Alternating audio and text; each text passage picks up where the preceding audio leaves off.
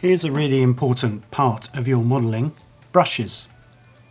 Brushes come in all shapes and sizes. You can get flat brushes like this, and more rounded brushes like we see here. You can also get natural haired brushes like this, and more synthetic brushes that you tend to see used by modellers quite a bit. They're often supplied in paint sets and in your local hobby store. It's always important to look after your brushes and to get the best quality brushes you can afford. We've been using natural Kolinsky Sable brushes for years, and we've been sent these by Historex agents. We've been buying them for years, and you can see in this jar that we still use them several years after buying, but we're going to take a look at some new ones so you get an idea of the quality. Because they're made of sable, they're what's called natural brushes as opposed to the synthetic ones that you may see in model shops. So if we take a look at a typical one of their brushes, here it is, you can have a good look at the bristles.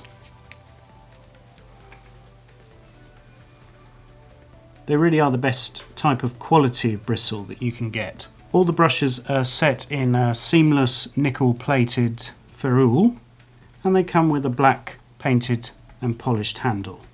Synthetic brushes tend to be popular with modellers because they're cheap. They don't tend to last as long as these sorts of brushes. These are ultra high quality. Let's take a look at what you get in the set. The very fine point 000 or 000, 000, 00, 0, 1, 2, 3 and 4. Here they are, and as you can see the quality of manufacture is excellent, and we've just laid them out in order. The bristles are very long, and what that does is it gives a very springy type of brush, which makes it perfect for painting. We use them on figures, on our tanks and AFVs to paint stowage, or for dioramas picking out detail on a building, for example. In order to get the most out of your brushes, here are some simple techniques that we employ. It's well worth colour coding the handles of your brushes. The reason we do that is it's a really good idea to keep one set of brushes for your enamels or solvent-based paints and one set for your acrylics. When it comes to storing your brushes, it's good to keep them upright in a jar. We just use old food jars. Don't use them for anything other than detail painting, especially these high quality ones. If possible, only dip the tip in paint and never allow paint to go all the way up to the ferrule. If you're using acrylics, make sure you keep them rinsed with a suitable thinner and wash them out at the end of each use very carefully with water and something like washing up liquid.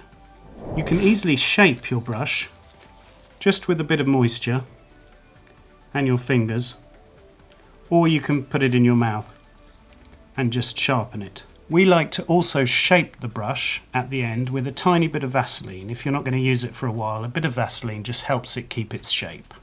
If you're using enamel type paints, it's very important to wash the brush out thoroughly, in this case with a Humbrol type thinners. It's also a good idea to take your dedicated enamel brushes and then just rinse them with water or soapy water, and then they're ready for use again. Because of the quality, you can always reinvigorate them with a product like Brush Magic, particularly if paint's got all the way up towards the metal here. After repeatedly cleaning and rinsing, you can see the bristles are clear of paint. You can then just gently shape with a bit of Vaseline. That's the advantage of investing in good quality brushes. That's the Historex Kolinsky Sable brush set, available now. Thanks for watching, and bye.